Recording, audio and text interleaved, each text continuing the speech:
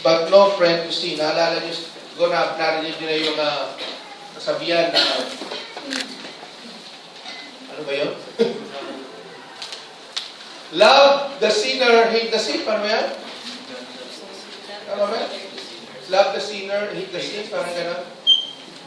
Naalala ko yun nung nagkaroon ng controversy si Halili at saka si Hayden ko. Binanggit yun ni Hayden ko yata na love the sinner, hate the sin. But alam niyo po ba, isa sa mga wonderful description of the Lord Jesus Christ is that He is a friend to sinners, but He is no friend of sin. He never had a fellowship with sin whatsoever. He did not disregard sin. He did not disregard sin or join in the destructive behaviors of the ungodly. Being a friend of the sinners, pinakita po ng Diyos sa pamagitan ni Jesus yung kanyang kabaitan na papunta sa pagsisisi. Kaya sabi sa English na God's guidance or kindness is tended to lead you to repentance. Amazing kasi bakit si Jesus, mga kapatid, because of His great love for everyone, whether sinners, kahit anong klaseng kao ka, He died for you. He lived and died and rose again, not only for the just, but also for the unjust. Jesus is challenging at the same time because He never once, ignored the awful effect of sin. Even so, tayong mga kasalanan, we found Jesus attractive. When you say Jesus, wala ka nang masasabi, di ba? Negative about Him. Usually, ang mga tao talaga nag-drone sa Kanya. Take the case of this character here. Zacchaeus. We're going to have at least 5 points na ating pag-aaralan sa umaga po ito. So, Luke chapter 19, verse 1 to 10 talks about this guy called Zacchaeus. He's one of the chief tax collector in Israel during the Roman occupation of Israel. So una, 19 verse 1 to 4, the curiosity. Jesus entered Jericho and was passing through. Kung babasihan yung verse 1, dadaan lang siya. He has no intention of staying. Tulad kanina, nadaan lang kami ng Butchon. Galing kami ng Bukyong, nadaan lang kami ng Butchon. Hindi kami mag-stay doon. Dito ang destination namin. We don't know where Jesus is going at this point, but He's just passing through Jericho.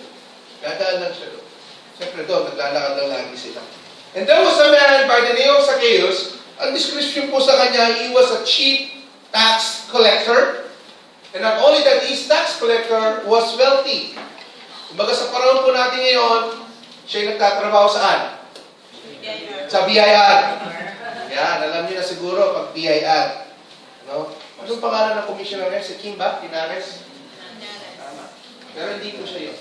So, mas mayaman siya at siya tax collector. Bakit siya mayaman? Kasi po, yung mga tax collector ng panahon na yun, kung halimbawa, sabi nga gabi, kung nag-tising sila ng 5% na tax, ginagawa nila 10. Sa kanila yung 5, nire-remain nila yung 5. Sa Roman Empire, dinubulsa nila yung kalahati. Sabi nga gabi, baka yung mga tax collector, nung sila yung mga ninuno, na mga nanunukulat sa Pilipinas ngayon, So, he wanted to see Jesus, Jesus was, but because he was short, he could not see over the crowd. He wanted to see Jesus, who Jesus was. This guy, Zacchaeus, wanted to see Jesus. Siguro narinig niya si Jesus. Jesus was also very popular at that time. And this is na, chapter 19 na lang look ito. Patapos na yung book, di ba? So, ang taong kayo interesado, curious siya, kung sino ba talaga si Jesus? I'm sure, being wealthy, influential at the same time, mayroon siya mga ginawang mga kababalaghan, miracles ni Jesus Christ. So he is interested. And dahil nga po hindi siya masyadong katangkaran, ang ginawa niya, so kung pupunta ng ganito si Jesus, nauna na siya doon sa harap. At kumanik siya sa sycamore fig tree, na sabi ng iba, medyo parang kamatsins daw po yan. May mga tinik-tinik. So because yun po ang daraanan ng Panginoong Jesus. No? Chief among tax collector, he was rich, He happens to be a very curious little man, sabi ng iba. So curious that he's willing to climb a tree to see Jesus. Ano kanyang motivation? Based on this text alone, you can see that he's just curious. Sabi po ni Rick Warren sa kanyang libro, Purpose-Driven Church, ang mga member daw po ng isang church ay nagsisimula sa curious, papasok sila sa crowd, then magiging community, and then magiging core. Yun po yung transition ng mga tao pag sila nakakakilala sa Diyos. Mula sila bilang curious na, halimbawa, may mga nag-invite sa ating mga bagong bisita ngayon, yung mga kapatid na nag-invite sila. I don't know kung ano ang inviting power ng mga nag-invite, bakit sila sumama, but probably curious din sila. O iba, nag-a-attend na ng church dati sa Pilipinas, and they wanted to see us, or they wanted to see this ministry. Siguro hindi tayo, kasi hindi naman tayo kilala. But probably, part of that is they're curious about the ministry. This guy here, who was about to be rich, and probably all the access he could afford. But there's something wrong, and there's something missing about this guy. Filthy rich. But, katulad ng marami mga tao ngayon, kahit sila'y may mga tinatangkilik ng yaman, ang buhay nila ay empty. Countless people today are lost and they are searching for peace. They are searching for joy, for hope, for fulfillment. And sad to say, what they are doing is they try to earn more money to buy more stuff, but it's never enough. Second, some people they try to attempt to be happy by drowning their sorrows with what? With alcohol. And on the very next day, nandun pa rin yung problema nila plus headache. Diba? Hangover pa. Yung iba naman, they are looking for happiness. So, yung iba talaga, this is proven in the Philippines, and marami kayong makikita sa, if you interview drug addict, sabi nila, gusto ko lang namang sumaya. So, they resort to drugs. And what happened? Hindi naman po sila nagtatagumpay. Yung iba naman, sabi nila, life would be better if they would find a better man or woman. Yung iba naman, talaga nagtatrabaho ng matagal, overtime. They live for their jobs, hoping that promotion will come. Promotion, of course, commands bigger salary, but still, there is still lacking. Now, no matter what they try, nandun pa rin yung void o yung kulang na hindi napupuno. Si Haring Solomon, no? One of the richest, if not the richest king ever lived during the Old Testament times. Siya po sang successful na hari, pinupuntahan ng iba't ibang mga kaharian para humingi lang ng advice. Pero ang sabi niya, pagdating sa hari-harian, pagdating sa pera, pagdating sa finances, pagdating sa buhay, vanity. Ano yung sabihin ng vanity? Walang kabuluhan. Lahat ng bahagay, walang kabuluhan. Sabi niya sa Ecclesiastes chapter 12, verse 13, it's not here. Let us hear the conclusion of the whole matter. Fear God, keep His commandment, for this is the whole duty of man. May mga tao na curious lang, pero eventually that curiosity will lead them to fulfillment. I was curious when I was in college kasi mayroong Bible study sa dorm namin na ginaganap sa lobby ng men's dormitory. Every Tuesday afternoon, may maingay kasi nakakakot sila ng bangko, ilalagay sa lobby at magba-Bible study at maingay kasi may mic. I was just curious to go there. Pag nag-a-attend niya kami, naka-shorts lang kami, tsaka nakasanto. Ganun lang. But that curiosity led me to Christ. Ganun din po yung purpose ng Panginoon sa atin. Yung mga taong ito, now the tax collectors and the sinners were all gathering around to hear Jesus. Pero niyo po ba, marami rin sa kanila ang nakakilala sa Panginoon. No? Dahil nga, curious lang sila. But eventually, sabi nga, that curiosity could lead them to Christ. 3 C's, curiosity could lead them to Christ. So yun po yung description sa atin ng Luke chapter 19 verse 1 to 4. The guy named Zacchaeus, he was a short guy and he was just curious for this Messiah who is passing through their place. Pangalawa, sa verse 5 or verses 5 and 6, second natin yung tawag, yung call. So nandun po siya sa taas ng puno na iniintay na dumaan ang Panginoong Jesus. And there is Jesus Christ. There he says, when Jesus reached the spot, imagine nyo na lang, naglalakad siya, nandun na, nauna na si Zacchaeus, nandun sa puno ng Sycamoro. Pagdating doon, nandun sa tapat, sabi niya, he looked up. Said to him, Zacchaeus, how did Jesus know his name? Ano na naman, ang Panginoon, pangalan niya, di ba? Maaaring popular din ba si Zacchaeus dahil hindi masyadong katangkaran? Of course, I know Jesus is the all-powerful, all-knowing God. Zacchaeus, come down immediately. I must stay at your house today. First name basis. Nawag ka agad. So he came down at once and welcomed him. Again, merong adverb na naman, di ba?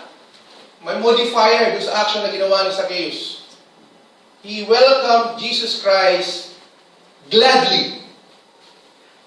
Masaya siyang tinanggap ang Panginoong Jesus. Nang siya sabihin ng Panginoong Jesus, I was abide in your house. Sa ibang translation, sa King James Version, mas mataas, joyfully ang nakalagay. Sa Luke chapter 5 verse 27, ito po yung context kung kailan natawag si Matthew or si Levi, yung sumulat ng chapter o ng first book of New Testament. After this, Jesus went and saw a tax collector. Palagay ko, makakilala ng dalawa ito eh. A tax collector by the name of Levi sitting at his tax booth. Follow me, Jesus said to him, and Levi got up, left everything and followed him. Then Levi held a great banquet for Jesus at his house, and a large crowd of tax collectors and others were eating with them. We can conclude, maaari, this is Luke chapter 5, and this is Luke chapter 19. Maaari, si Zacchaeus kasama na siya dito sa party sa gabi, di ba? Maaari yan. Kasi mga tax collector, no? Kaya alam ni Jesus Christ sa Zacchaeus, maaari yun. It's possible. But there's the call. No? Si Jesus, mga kapatid, hindi tayo ang nakatagpo sa Kanya. Siya ang nakatagpo sa atin. Same is this. Hindi si Zacchaeus ang nakakatagpo kay Jesus. Hindi sa Matthew ang nakatagpo kay Jesus. Baliktad. Kung titignan yung context dyan, kung titignan natin yung verses na yan, Jesus first. Siya yung nag-approach. Siya yung nag-reach out sa mga tax collectors na ito. Got the same job. Pag tax collector nga, sabi nga nung panahon na yun, parang panahon ng hapon, yung makapili. Sa mga medyo matagal na, at medyo maedad na, alam nila yung makapili. Yung mga Pilipino, kinamumuhihan ng kanilang kapwa Pilipino. Bakit? Yung pinagkakalulo sa kanila, pinagkakalulo nila yung kanilang mga Pilipino sa mga Hapon. Tama ba? Mga nanonood ng mga FPJ movie nun. Ganon. Ganon din po yung mga tax collector. Ganon ang kanilang standing sa kapwa nila mga Israelites. They are being hated by their own people because their sympathy and their commitment and their loyalty is not to their country but to their mananakop. Sa kanilang magsakop sa kanilang basa. At that time, it was Rome. But Jesus did not look at that. No? Tinawag niya yung mga to, being shunned by society. Yes, mayaman sila. Yes, they're influential, but most of the people on their time or in their time hated them because their allegiance is to Caesar, to Rome, not to Israel. At isa pa, nagnanakaw nga po sila sa kanila pong panginingil. Alam niyo po ba, si Zacchaeus may hinahanap. Something. And Jesus called him out. He said, call. Jesus, come down immediately. Zacchaeus, come down immediately. I must stay at your house today. Specific po yung tawag, Zacchaeus. Make haste, come down, sabi ang translation. First name basis. Si Luke, binigyan niya ng emphasis talaga naman. Yung pagtawag ng Panginoong Jesus sa specific na tao. Alam niyo po, iba sa inyo, hindi ko alam paano pagkatawag. Nung ako po'y sumurrender sa Panginoon sa salvation, marami po kami tinawag. Ibig sabihin, yung pastor, nung gumawa siya ng invitation, generic po yun. Ibig sabihin, lahat ng tumatawag, hindi niya sinabi, Jerry, Jesse, Louie, Edison. Hindi. We just came forward, but God knows who is He calling. Alam ng Diyos yung kung sino yung tinatawag niya tayo specifically because He loves you but the way you are. Kung ano man ang pangalan mo, hindi ka hintayin ng Diyos na magbago para kanya tawagan. Ang taong ito, hindi po nagbabago ito nung makakilala sa Panginoong Yesus.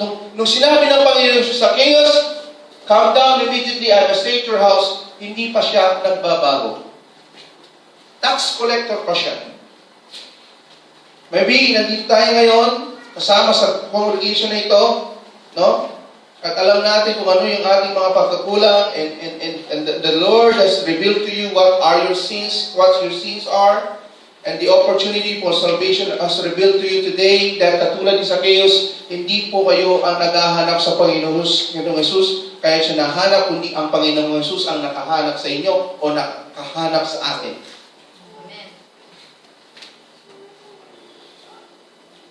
It is a specific call. And I'm referring to the specific call of salvation that God is offering to each and every one of us. For those who have been saved through faith, thank God for that. For those who did not, pansinin po natin yung pagkatawag. Zacchaeus, come down immediately. Maybe yung ating pagkatawag, hindi ka rin kasasabi ng Panginoon sa iyo, but in your mind, in your heart, nakikita mo, kailangan mo ng tagapagligtas, huwag kang magatuloy. To surrender your life to God. Na mga kapatid, ang ganda na sana no? Yung mga taong ito, dalawa yan, Luke chapter 19 and Luke chapter 5, Jesus came to these people who actually being shunned by their fellow citizen. Okay na sana, but people are always people. Ganun talaga ang tao. Tingnan niyo yung criticism on the third part. In 1907, when the people saw this and began to wonder, he has gone to be the guest of the sinner. Judgmental alert. Ano ba yung supporting verse dyan? Matthew 9:11. When the Pharisees saw this, and also Luke chapter 15 verse 2, they asked his disciples, why does your teacher eat with tax collectors and sinners? Actually, ito pong text na to sa Matthew, yun din po yung context ng tawagin si Matthew. Why does your teacher eat with tax collectors and sinners? 15 verse 2, but the Pharisees and the teacher of the law, this man welcomes sinners and eats with them. Yun po yung title natin. Jesus, friends to sinner. Makikita po natin sa passage na yan, yung pag-point out ng Panginoon Jesus sa immaturity ng mga taong they consider themselves righteous and spiritual. Noong mga panahon na yun, mga tao yun, yung mga Pharisees and Sadducees. Kasi they base their righteousness sa kanilang masipag na pagsunod sa kautusan at other external things na ginagawa nila para matawag silang mga banal. Yun po yung kanilang basihan pag sinasabi kang righteous or banal sa panahon na yun. At sila, mga Pharisees and Sadducees, they never associate themselves with these people, tax collectors and sinners. Tingnan niyo po yung kanilang mga comments. The guest of a sinner eats with tax collectors and sinners. Welcome sinners and eats with them. Wala pong diskriminasyon ang Panginoong Yesus. Kahit ano pa ang iyong buhay, kahit ano pa ang iyong estado sa buhay, hindi kanya isasyan, hindi kanya Hindi kanya pagbabawalan pag gusto mong lumapit sa kanya. Just the sinner on his right hand on the cross. Ano, hindi natin alam kung anong buhay ng tao yun, but I'm sure it's masama ang naging buhay niya, kaya kasama ng Panginoon sa napako doon. That was the capital punishment at that time. But that person was saved by his plain faith in Christ, and Jesus Christ didn't ask him, magbago ka muna. Wala nang pagkakataon. Ang kailangan na lang confession. And that guy confessed Jesus Christ. Now, these people here, Pharisees, and the people, they did not see the change at first. No? They criticized Jesus for spending time with the outcasts and socially unacceptable people and calling him a friend of sinners. Hindi po nila nakikita yung pagbago na mangyaring naganap after this. Sabi nga sa verse 7, di ba, they murmured and saying that there's gone to be the guest with a man that is a sinner. Kapag sinuko natin ang ating buhay sa Panginoon, mga kapatid, at sinabi natin that I am now a follower of Jesus Christ, I'm a born-again Christian, should we say, maraming skeptics, maraming magdududa sa akin. Oo, talaga? Meron nga ako pong nakita dyan sa Facebook, hindi ko nasasabihin kung kailan o kung sino.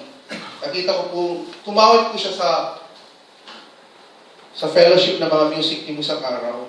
May mga nakita akong comments sa kanyang Facebook, sabi niya, uy, ang galing ha, maamit ka na. Kasi video yun eh. Baka lumagpas ka na ng langit niyan. See? There will be skeptics. Na maganda yung iyong hangarin, pero hindi mo mawawala sa kanila yun. It's basically human reaction. Kasi alam nila yung buhay mo dati. But they don't know that something inside of you has changed, and has changed drastically. People will just see the outside. They will be not sure if you're really a believer already. There will be some people who can get past your past. Hindi na talaga maisip na yung buhay mo, kinalikuran mo na. Lagi nila pa rin naiisip yung dati mong ginagawa. Nakasama ka nila actually dati. But, they may not get your past. Hindi nila ma-guess kung bakit ganun ka na ngayon. But praise God, kasi with Jesus, you have a better future. Yung past mo, past na. Hindi nila ma-guess yun, hindi nila makapag-get over talagang itong buhay mo. But praise God, you have a better future. Secured future. Panalangin mo na lang, sila rin ang tao ito ay makakilala. And then, diba, hindi nga nila nakita, kaya they muttered and they murmured, saying that Jesus went to be the guest of a sinner. Dito po yung change na nangyari sa verse 8. The confession. Verse 8. Kanina yung kantang Salamat, Salamat. Kung na-compose na po yung kantang ito, nung panahon ni Zacchaeus, pwede niya itong kantahin. Pakibalik nga yung message nung kantang yun. Pakibalik na. Tingnan nyo yung message ng kanta. At just put yourself in the shoes of Zacchaeus. But by the way, before we go there, ano pala? But Zacchaeus stood up and said, Look, Lord, here and now I give half of my possession to the poor. If I have cheated anybody out of anything, I will pay back 4 times the amount. Meron bang pagbabago? Meron na. Pero ang pagbabago po yan, hindi po yan requisite ng kaligtasan, kundi result ng kanyang pagkakakilala sa Panginoon. Hindi yan before nakakilala ang Panginoon, hindi after niya makakilala. There was a drastic change in this man's life once he accepted the Lord Jesus Christ. Of course, we are told he's a chief tax collector. Chief. Salamat. Paano natin masabi ito sa Greek, Salamat tayo sa pag-ibig. Walang ibang nagbasabi sa akin, kundi sa akin katulad mo, salamat Jesus sa pag-ibig mo, ako'y magsasaya sa piling mo. Just imagine this word if you are Zacchaeus. Naintindihan niyo naman. Walang magmamahal sa kanya, lalo na yung mga religious people. Of course, his family loved him. Right? But yung pag-ibig ng kamukha ng pag-ibig ni Jesus, wala.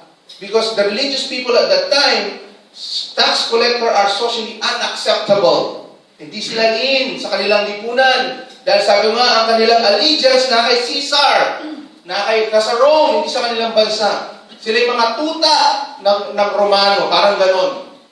So, nung makakilala siya, pwede niya sabihin yan. Hindi ko kaya isipin balik. Hindi ko kaya sumatin ng pag-ibig mo, Jesus, na iyong binigay sa akin. If he knows this song, he'll probably sing this song. Zacchaeus was radically changed when he met Jesus Christ. Sabi ko nga sa inyo, yung mga publikano, yun po ibang tawag sa kanila, publican, sa mga tax collectors. They collect more and then they pocket the other. There was a drastic change in the life of Zacchaeus. Well, in fact, kung titignan ninyo yung verse, wala kayong mababasa dyan na sinyera siya ng Panginoong Yesus. Ang sabi lang niya, Zacchaeus, make haste, come down, for today I must abide in your house.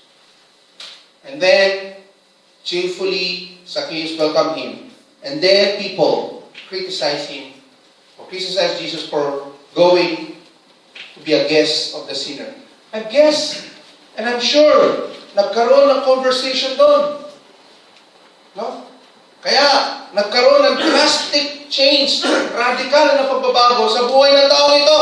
At ang sabi niya, sa verse 8, Lord, behold, here and now, I give half of my possessions to the poor. If I have cheated anybody of anything, I will pay back 4 times. Sabi nga kagabi sa message, making it right. Kung may pinagkakautangan ka, hindi mong gawing application to. Bayaran mo. Kasi siya, di ba? Ganon din. You know, if I have cheated anybody of anything, I will pay back 4 times. Hindi ko naman sinasabing 4 times yung bayaran. Pero alam mo ba sa Israel, sa Exodus 22, kapag ikaw ay nanguha ng isang tupa, nagnakaw, at nahuli ka, babayaran mo yung 4 na beses. Okay? Sa pera naman, kapag ikaw ay nangutang at na-delay ka ng bayad, babayaran mo yung principal plus 20%. Yung kanilang batas.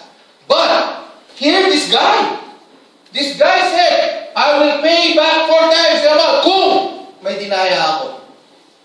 More than the law. Ang kanyang ginagawa o ang kanyang gagawin kung sakali man na siya may dinaya sa mga tao na kolekta niya ng buwis. So again, this is see what happened when a man makes a step toward Jesus. Ito yung nagbabago. After meeting Jesus, Zacchaeus promised to give half of his fortune to the poor. Wala pa akong kilalang ganun. Wala pa. Pero mayroon akong nabasa sa libro ni John Maxwell na isang alam niyo po ba ang isa sa mga Harlem, New York. Isa sa mga, I don't know if you know about Harlem. Harlem is a project. Tawag sa USN project. Sa atin, squatters area. Mayroon siyang 61 na estudyante kaharap, Hispanic and Black. Yung speaker na yun, he's a multi-millionaire. And during his speech, graduation, elementary school, he said, kayo'y mag-aral ng mabuti kasi ang pag-aaral ang magiging dahil nyo sa magandang kinabukasan, blah, blah, blah, blah, blah, blah. Ayun naman lagi sinasabi ng mga speaker sa graduation natin, di ba? You have to go to, after here, you have to go to junior high school, and go to high school, and go to college, and then I will give you all scholarship. Ano daw? Sabi ng mga, bigla silang natauhan yung sinasabi ng guest speaker nila. Bigla silang, kasi wala naman silang interest eh. Ganun naman tayo pag-graduation, di ba? Hindi naman tayo nakikinig karamihan sa speaker eh. Nung sinabi ng speaker, you go to middle school, you go to high school, and then you go to college, and I will all give you scholarship. Nagtayuan yung mga nanay sa likod. Sabi ng speaker, bibigyan ng tabi para sa college. Ano po ang taong yun? Siya yung nag-umpisa na ganung foundation. Sana yung lugar. And now, 500 to 600 Harlem students are going to college because of this wealthy guy. Christian. I don't know kung kailan sinimulan, baka yung araw lang na yun. That was in 1981, by the way. And ngayon, ang dami nang gumagraduate na architect, computer programmers, teachers, and other professionals sa Harlem. Sa case model, I will give half of my possession to the poor. Pero sa atin, realistically and practically, I don't know if any one of us will do that at this point in time. Kasi tayo din nangangailangan. No? And we cannot at this point in time to follow the example of this guy, Zacchaeus. Pero hindi na po yun ang hinihiling ng Panginoon sa atin. Just making it right to the Lord or to people whom you wrong. I will give back 4 times the amount. Kung may, sabi nga, sa practical application na yun sa buhay natin, kung may pinatakaw-utang ka, bayaran mo. Diba? Alam mo kasi yung tao yung baka nangangailangan din. Kasi nung nangangailangan ka, tinulungan ka niya, di ba? So ngayon, pakakakailangan na yung pera mo, nahihiya lang siyang maningil. Na mahirap sa nangungutang. Ay, nagpakautang, eh, no? Ang hirap maningil. Pag naningil ka pa, ikaw pang masama. Kaya nga sa tindahan ka marami ngayon, di ba? Utang ngayon, walang utang ngayon, bukas meron. May mga nakalagay sa kanila mga tindahan. Then he says, I am going to restore fourfold anything I have taken to anyone deceitfully, sakali man. The actions, tandaan niyo po ito, the actions of this guy, Zacchaeus, are not conditioned for salvation. Hindi po niya sinabi, Lord, Lord, para maligtas ako, bibigay ko yung kalahati ng aking pag-aari at ibibigay ko yung 4 na beses ko sa mga may utang. Wala akong kondisyon ng kaligtasan niya. But it is a result, or tinatawag nilang consequence. After he is saved, these are the consequences of his actions. He will give half of his possessions to the poor and even give 4 times to those who deceive. Kung mayroon man siyang denial. That is the result after he confessed the Lord Jesus Christ. And then finally, ito po yung mission ng Panginoon. Verse 9 and 10. The conversion. Zacchaeus turned away from his old life. He walked away from lying. Mga collector nga eh. Kaya maaaring they're lying. He quit cheating. He abandoned his extortion probably. And he turned from his sins 180 degrees. Sabi sa verse 9, today, Jesus said, salvation has come to this house because this man too is a son of Abraham. Of course, when we say son of Abraham at that time, is considered chosen. Diba? Hindi lang yung mga kapag parang, kasi yung mga religious leaders at that time, they are considered themselves as heir to Abraham. Mga tagapagmana, mga anak ni Abraham. Siya din ang tao ito. Panginoon Jesus pa nagsabi, ang taong ito, anak din siya ni Abraham. Ibig sabihin, anak din siya ng Diyos. Kumbaga, sasabihin natin sa panahon na ngayon, no? For the Son of Man came to seek and to save the lost. Sa verse 9 and 13, chapter 9, verse 12 ng Matthew, on hearing this, he said, it's not the healthy who need the doctor, but the sick. Kasi, yun po yung context nung si Matthew, ay kung tinawag na si Matthew ay binelcome siya sa kanilang bahay, at yung mga Pharisees nagmamurmur. Bakit yung teacher niya nakikipagsama siya sa mga maniningil ng feast ng mga makasalanan? Kaya sabi ng Diyos sa kanila, Jesus upon hearing, he said, it is not the healthy who need a doctor. Sino bang may matinong isip na pupunta ka sa doktor, hindi ka naman may sakit? Of course, okay lang. Kung halimbawa, regular check-up mo yun. Diba? Katulad ako, sa Wednesday, pupunta ako sa doktor ulit. Okay naman ako, wala naman akong problema. Sa sarili ko lang. Pero hindi ko alam sa loob. It is not the healthy who need a doctor, but the sick. But go and learn what this means. I deserve mercy, not sacrifice, but I have not come to call the righteous, but the sinners. Zacchaeus did not change himself. He could have tried. Jesus was the one who brought the amazing transformation to this man's life. He was the one who brought amazing transformation to Zacchaeus' life and to our lives.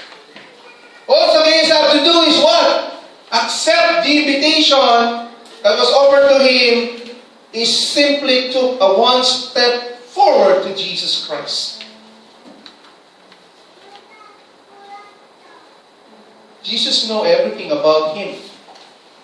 Sinful tax collection. But he called him anyway. Nung punta, tinawag ng Panginoon Jesus, hindi ko po alam kung ano yung study niyo sa buhay. Ngayon din, hindi ko alam kung ano yung natin nyo sa buhay. My dear friends, He knows everything about you. Jesus knows everything about you. He knows what you have done. He knows where you've been. He knows where you're going in the future, actually. And He's calling your name in spite of all that. Why? Because He came to seek and to save that which is lost. Once before, we were all lost. Ano ba ang definition ng lost? When you say lost, parang dalawang bagay. Pag daw nawawala, maaaring hindi mo alam yung pupuntahan mo, kaya ka nawala. Or, you know kung saan ka pupunta, pero mali yung daan mo, kaya ka nawala. Same, you cannot still reach your destination on time. God knows who you are, I don't know. God knows what you have done, I don't know. God knows where you've been, I don't know that. But God knows, and He's calling your name. How do you respond? But just like this guy, he just accepted the invitation of Christ to come to his house and to his heart.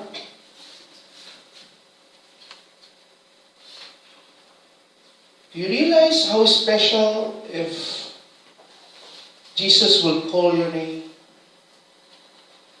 In the Bible, marami pong description ang Panginoong Jesus. He's the Son of God,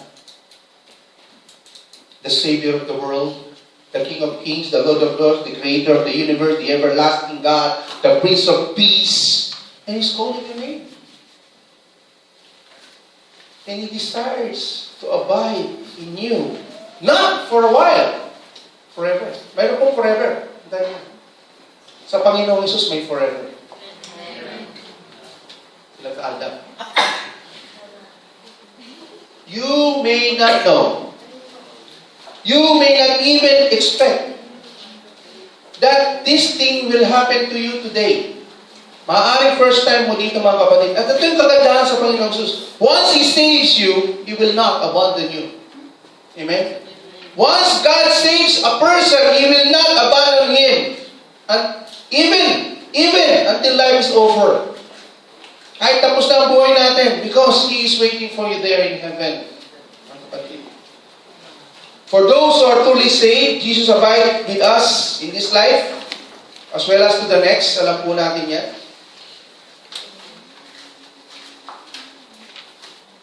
If He is calling you now,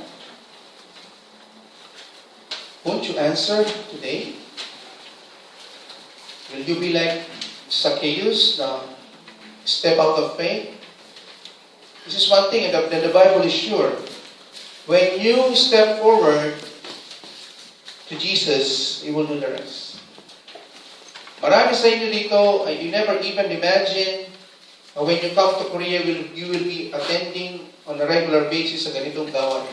I never experienced that. I never imagined that. But God has planned for you. God has planned for you kung bakit ka nandito ngayon. Sabi ko nga, sa Bible study namin nung Thursday, inisip nyo lang kaya ka pumunta sa Korea, tulungan mo yung magulang mo kung binata ka pa. Diba? Yun lang naman ang purpose mo eh. Tulungan mo yung mga kapatid mo kapagtapos ng pag-aaral. Makapagtipon ka para sa kinabukasan ng inyong mga anak, ng inyong asawa, para magpakatayuan ng bahay. Yun lang naman ang purpose mo talaga eh. Diba? Makapag-ipo ka kung gusto mo bumalik sa eskwelahan after ng pag-aaral mo dito. Pero mahigit pa sa purpose mo na yun, ang binibigay ng pagkakataon sa iyo ng Diyos ngayon. Higit pa sa dahilan mo, sa pagpunta mo rito, ang ibibigay ng Panginoon sa iyo ngayon. Ano yun? Salvation mo. Nung pumunta ka sa Korea, ang alam mo lang, pumunta ka sa room, magtatrabaho ka, pero hindi mo alam. Alam mo po, nung Lunes, ayan, Sister May, saksi siya. Pero po kami isang na-check-one sa center, na isang Pilipino punta sa Bulacan na parang sa Zacchaeus din, hindi masyadong matangkad.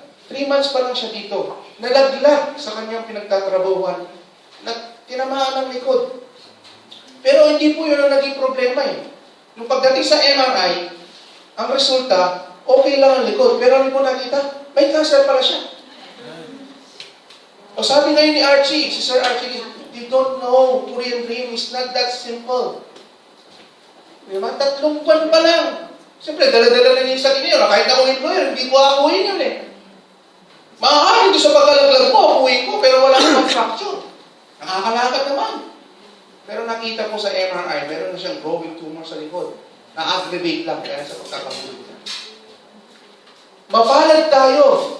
Kukulang natin ang masira. Napagsakan. Mapalad tayo, nakakatalim pala yung tao, hindi ko alam ano na mangyayari sa kanya. 3 buwan pa lang siya rito.